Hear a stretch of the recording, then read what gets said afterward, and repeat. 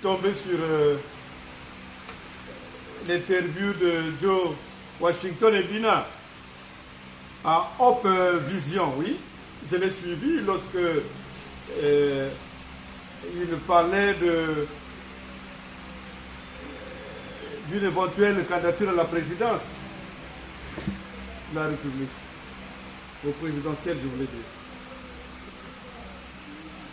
Bon, ce qui est vrai, c'est que ce qui m'a un peu touché, c'est une question posée par le journaliste magistral qui le reçoit là où il est, des éloges. Et parce que les journalistes devaient avoir cette attitude. Et poser des questions d'ordre d'une importance capitale pour essayer de voir la qualité de ces prétendants à l'élection présidentielle. On lui posait la question, docteur, on lui posait la question de savoir, oui, vous parlez de la crise, il y a la crise, il y a ceci, il y a des précipitations, il y a l'insécurité, il n'y a pas de bourse, il n'y a pas ceci. Il y a les koulounas. Tout ça, c'est maman orpheline, je voulais dire. Mais le journaliste, comme il est très intelligent, il pose la question à Joe. Joe, en tant que candidat à la présidentielle 2026, comme vous le souhaitiez, comment ferions-nous pour sortir de cette crise? Et j'ai vu Dieu tout de suite en train de balbutier. Il va dans tous les sens. De l'argent, il faut renforcer, il faut... Qu'est-ce que le problème ici au Congo, c'est le problème d'argent. La provision est là, on les détourne. Vous pensez que c'est le problème d'argent? Il a abordé beaucoup de situations, à gauche, à droite. Mais attends, en toute maturité politique, je voudrais écouter un Joe qui saurait revenir sur comment nous avions pallié la crise en 1990, lorsque le vent des conférences nationales venait s'abattre sur l'Afrique. Vous savez que nous connaissons des grandes crises économiques. Les gens savent la participation de Moukoko Michel, le général. Ils savent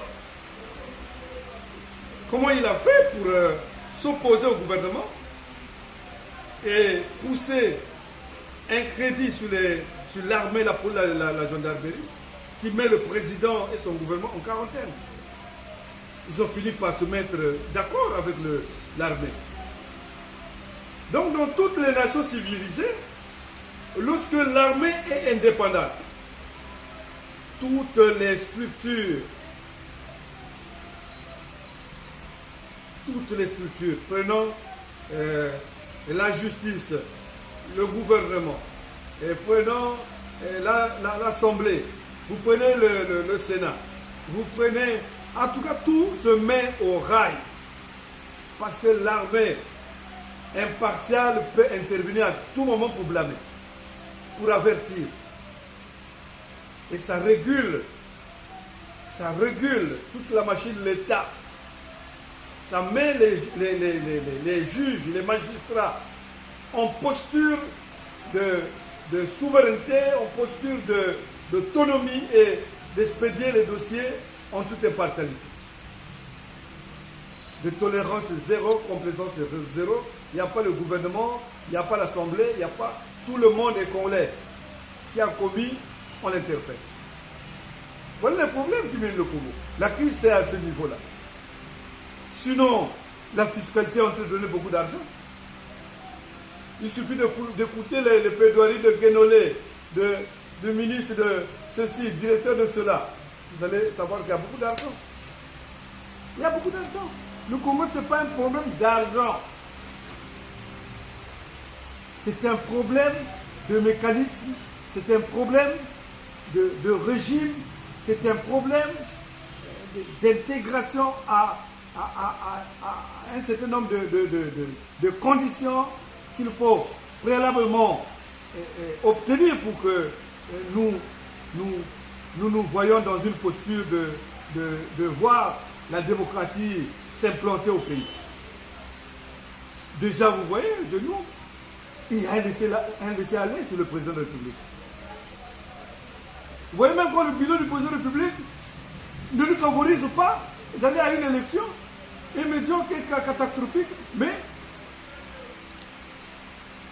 la loi nous donne la possibilité d'aller à une élection. Sinon, dans d'autres démocraties, la justice pouvait l'interpeller pour clarification de certains dossiers. Par exemple, je vous prends le cas de 14 000 milliards qui a disparu comme ça. Mais ça, c'est constitutif à une problématique. Ça peut ouvrir une information judiciaire, on lui pose des questions. C'est lui qui a le mandat, qui est en fin de machin. Il devait quand même venir vérifier et expliquer un certain nombre de choses. Un bilan où tout le monde décrit, mais celui qui est encore favorable à un autre mandat. Comment vous expliquez ça? Donc, le monsieur sûr que l'armée est avec lui, l'armée est corrompue, le serment de l'armée n'existe plus, mais il va tirer le pays vers le bas. Les magistrats ne sont pas couverts pour qu'ils soient autonomes. Ils sont obligés de faire cours libre à ce gouvernement. Donc les serments que les gens prêtent sont des véritables leviers qui puissent faire des passerelles au développement, qui puissent réguler, y compris la possibilité de sortir de crise. Si les serments sont respectés par ces acteurs qui vont prêter devant la République à rendre que républicains, congolais, pas au service de quelques individus, de quelques clans. Donc le vrai problème que je voulais dire à Washington et Biden, très intelligent qu'il est, un monsieur aimable, un monsieur qui est sur le terrain, on train d'aider, on train de pacifier, on train de donner la vie aux gens, mais attention à la politique. La politique se fait à un niveau où la réflexion, où la sagesse, l'intelligence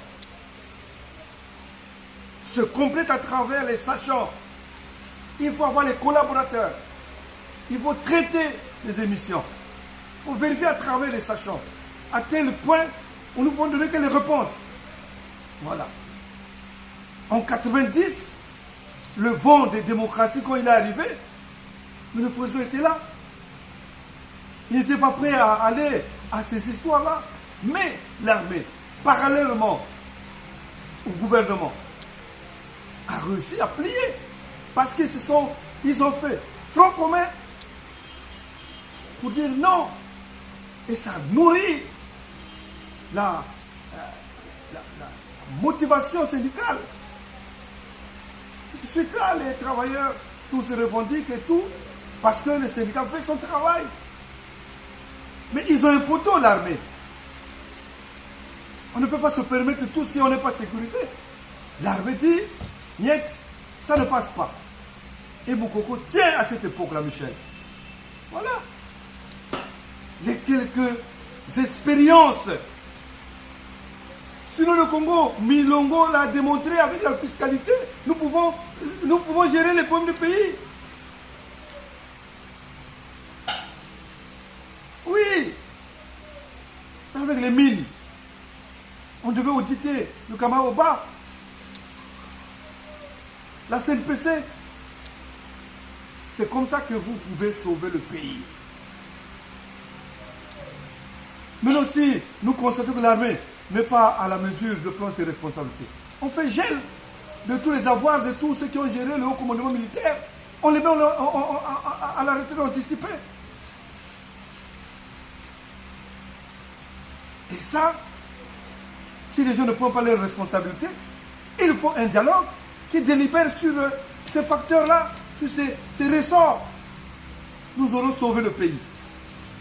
C'est pourquoi nous appelons, nous insistons à une transition de 3 ans avec le président Sassou comme président de la République et un gouvernement neutre pour essayer de proscrire tout ce qui ne va pas dans le pays, avec un conseil supérieur de magistrature qui vient refonder les lois en profondeur, nous mettre les lois de la République qui n'appartiennent pas qui n'a jamais été taillé pour le bien de tel groupe, tel clan. Non. Pour les Congolais, que pour les Congolais. C'est ma contribution, en ma qualité d'apôtre Serge Gouma, à Joe qui a fait son émission très bien. L'émission, j'ai félicité malheureusement. C'est cette question que je relevais, parce que c'est toute la capitale de son interview, cette question, et qu'il devait donner quand même des luminaires pour voir le poids d'un candidat à l'élection présidentielle. Merci et c'était ma contribution.